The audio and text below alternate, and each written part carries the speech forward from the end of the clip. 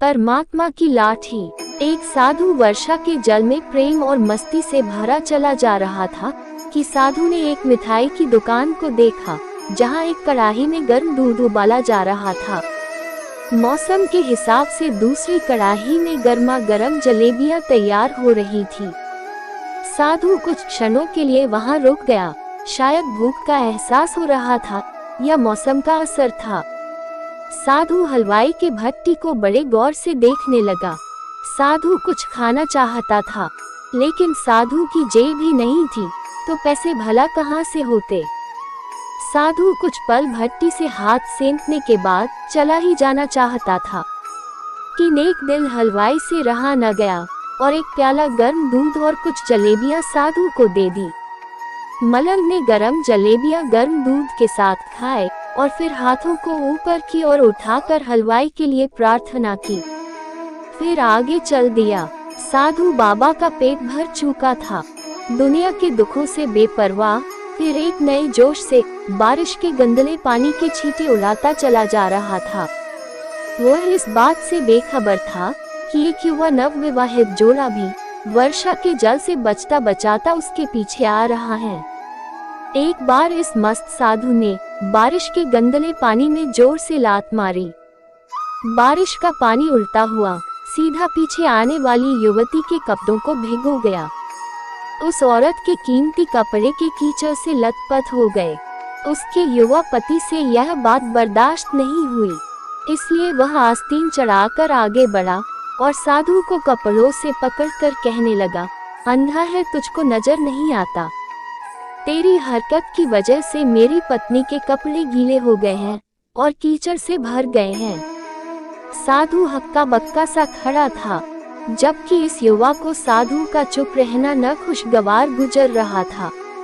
महिला ने आगे बढ़कर युवा के हाथों से साधु को छुड़ाना चाहा, लेकिन युवा की आंखों से निकलती नफरत की चिंगारी देखकर वह भी फिर पीछे खिसकने पर मजबूर हो गई।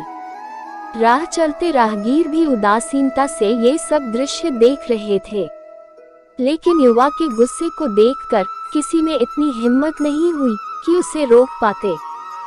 और आखिर जवानी के नशे में चूर इस युवक ने एक जोरदार थप्पड़ साधु के चेहरे पर जड़ दिया। बूढ़ा मलंग थप्पड़ की ताब न झेलता हुआ लड़खड़ाता हुआ कीचड़ में जा पड़ा।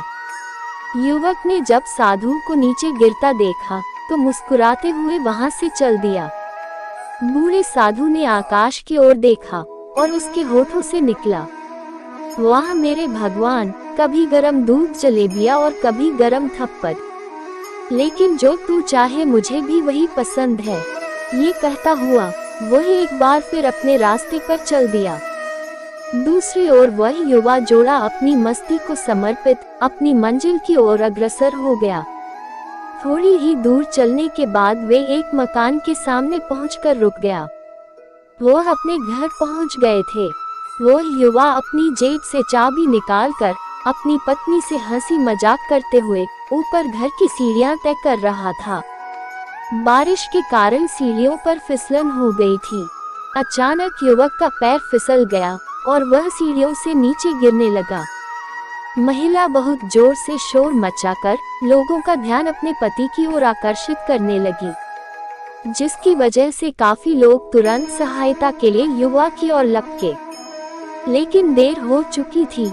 युवक का सिर फट गया और कुछ ही देर में ज्यादा खून बह जाने के कारण इस नौजवान युवक की मौत हो चुकी थी।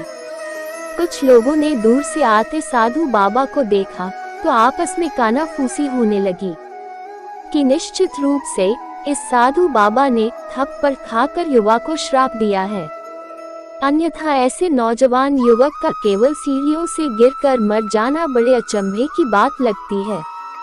कुछ मनचले युवकों ने यह बात सुनकर साधु बाबा को घेर लिया। एक युवक कहने लगा कि आप कैसे भगवान के भक्त हैं, जो केवल एक थप्पड़ के कारण युवा को श्राप दे बैठे। भगवान के भक्त में रोष व गुस्सा हरगिज नहीं होता। आप तो जरा सी असुविधा पर भी धैर्य न कर सके। साधु बाबा कहने लगे, भगवान की कसम, मैंने इस युवा को श्राप नहीं दिया। अगर आपने श्राप नहीं दिया तो ऐसा नौजवान युवा सीढ़ियों से गिरकर कैसे मर गया। साधु बाबा ने दर्शकों से एक अनोखा सवाल किया कि आप में से कोई इस घटना का चश्मदीद गवाह मौजूद है। एक युवक ने आगे बढ़कर कहा, हाँ, मैं इस घटना का चश्मदीद गवाह हूँ। साधु ने अगला सवाल किया, मेरे कदमों में जो कीचड़ उछला था, क्या उसने युवक के कपड़े को दागी किया था? युवा बोला, नहीं, लेकिन महिला के कपड़े जरूर खराब हुए थे। मलंग ने युवक की बाहों को थामते हुए पूछा, फिर युवक ने मुझे क्यों मारा? युवा कहने लगा, क्योंकि वह युवा इस महिला का प्रेमी था और यह बर्दाश्त नहीं कर सका कि कोई उसकी प्रेमिका के कपड़ों को गंदा करे, इसलिए उस युवक ने आपको मारा। युवा की बात सुनकर साधु बाबा ने एक जोरदार ठहाका बुलंद किया और यह कहता हुआ वहां से विदा हो गया। तो भगवान की कसम, मैंने श्राप कभी किसी को नहीं दिया, लेकिन कोई है जो मुझसे प्रेम रखता है।